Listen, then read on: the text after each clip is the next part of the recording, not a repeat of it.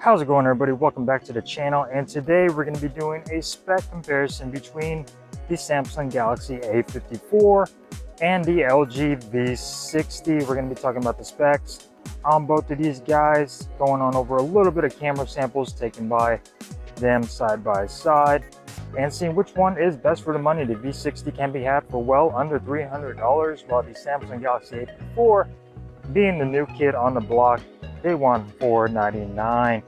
Which one is better? Which one takes a better shot? So let's go ahead and get started. Before we do, consider subscribing and clicking that bell icon. That way you get notified on future videos just like the ones you're about to watch today. So let's get started. Samsung Galaxy A54 versus the LG V60. Let's go.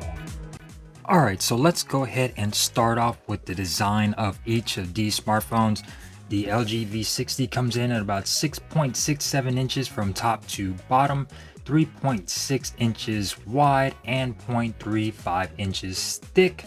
Weighs about 7.51 ounces, covered on Corning Gorilla Glass 5 on the front and 6 on the rear.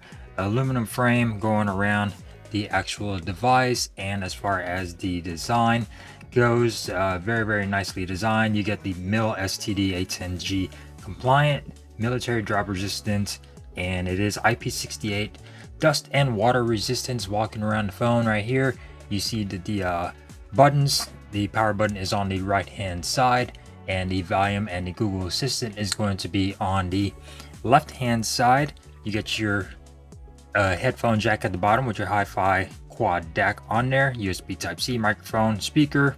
Going on over to the side, the top, you get another microphone up top with your micro SD card and SIM tray right there. Another microphone on the side, and then going on over to the back, some simplistic design with your cameras up top, V60, and then LG at the bottom. Going on over to the Galaxy A54, it is 6.23 inches from top to bottom, 3.2 inches wide, and 0.32 inches thin. Weighs at about 7.13 ounces. Corning Gorilla Glass 5 on the back, and on the front, a IP67 water and dust resistance. You get a plastic frame going around the device, no antenna lines. You get all your buttons on the right hand side. You get your power and your volume right above it. You get a microphone and a micro SD card and SIM tray on the top, so you do get expandable storage on both of these devices. Going on over to the bottom, you get your speaker, couple of mics, and your USB Type-C. Left hand side is going to be nothing. Taking a look at the rear of the device, you get your cameras all lined up right here on the side with your flash, some Samsung logo at the bottom, Samsung branding. Both of these devices do have in-display fingerprint sensors. They're both optical in-display fingerprint sensors. The LG might be a little lower on the device than prefer. Actually, they're both low on the device. Could be a little bit higher up on that part, but very nice when it comes down to the design of both of these smartphones. As far as display goes, the LG V60 has a 6.8 inch PLED, supports HDR10 plus. It is 1080 by 2460 with 395 pixels per inch, about 83.6% screen to body ratio, covered in Corning Gorilla Glass 5. And you do get an always on display as well. That's highly customizable with your toggles on here, so you can play music and adjust any toggles on here that you want, such as your flashlight. You could turn that on from your always on display just by toggling and swiping on there. And then you could also customize it as well. Very highly customizable for LG. And it is a very nice display. It's huge, gets bright enough. You do get some sizable bezels on here with your notch up top, and it is only 60 Hz refresh rate. Going on over to the Galaxy A54, you get a 6.4 inch Super AMOLED display, and it is 120 Hz, supports HDR10 plus, and it is 1080 by 2340 with about 403 pixels per inch, about 82.9% screen to body ratio, and again covered in Corning Gorilla Glass 5. You get some sizable bezels on here as well, but you do get a hole punch cutout, a little bit of a chin down here at the bottom, and it is a very nice display, especially at 120 Hz. definitely gets bright enough.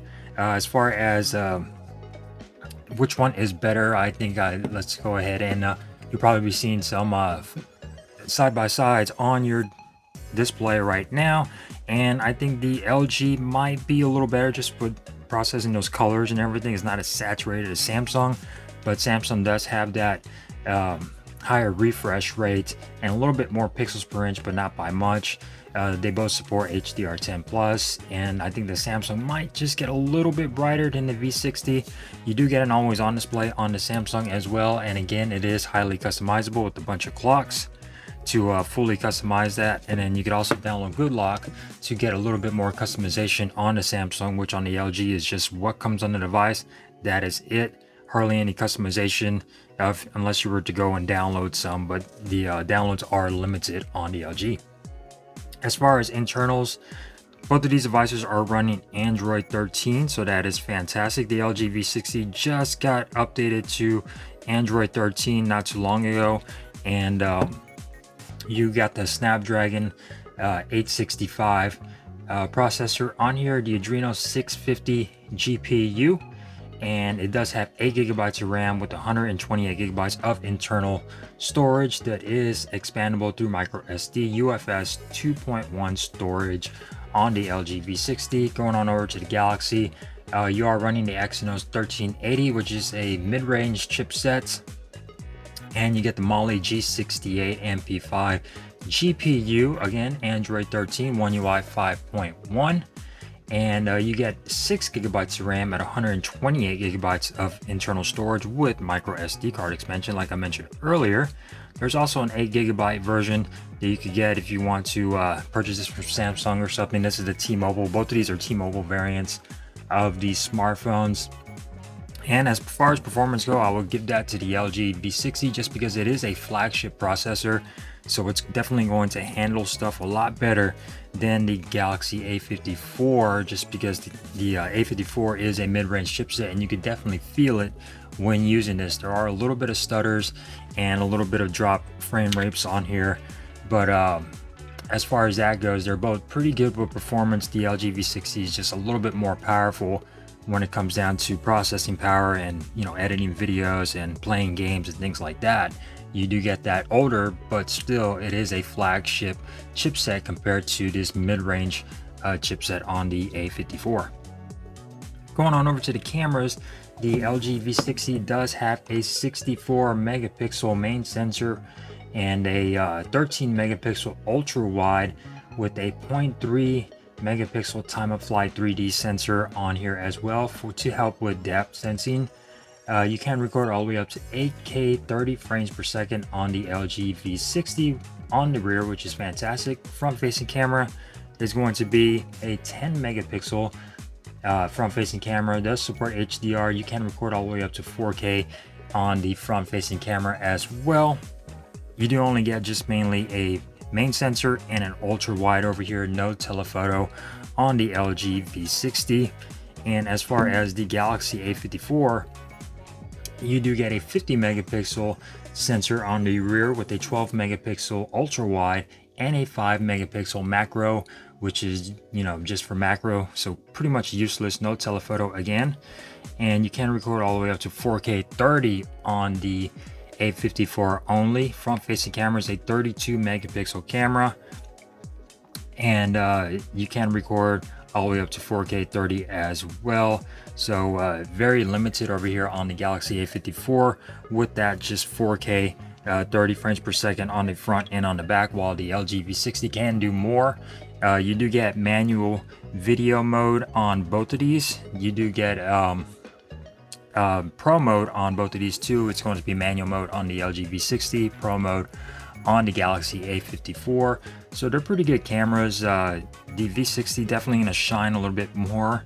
The A54, a lot of Samsung processing in there with oversaturation and over sharpening on the pictures, but the V60 is a little bit more natural. And then Pro, while over here on the V60 you also do get a lot of options with manual camera and manual video mode with your settings, and, you know, different options when it comes down to audio on the V60 with that voice bokeh and ASMR mode. So you're going to have a little bit more better options on the V60 over the Galaxy A54, and plus you could also do 8K over here, so a little bit more powerful when it comes down to the cameras on the V60. So you guys tell me down below. You'll probably be seeing some pictures flash on your screen. Let me know which one does the better job. So as far as other stuff, you get Bluetooth 5.3 on the Galaxy A54, Bluetooth 5.1 on the LG V60. Both of these devices do have stereo speakers, and honestly they're both really good. You get Dolby Atmos on the Samsung, while on the V60 you get LG 3D sound engine. You get movie, cinema, music, and voice on the LG, while over here on the Samsung you get movie, music, and voice as well. You do get the Legendary quad DAC on the LG V60 with all your equalizing options right here, your quad DAC, your sound preset, digital filters. When you use a nicely, high powered pair of headphones, you are getting excellent volume over here and excellent audio with the V60. While over here on the Samsung you do get other stuff like equalizer and Dolby for gaming and adapt sound as well if you want to mess with those settings. Like I said, the V60 does come with a headphone jack, so that is a plus right there, while the Galaxy A54 does not. So let's go ahead and hear a sample of both of these devices playing side by side, some music to see which one sounds better.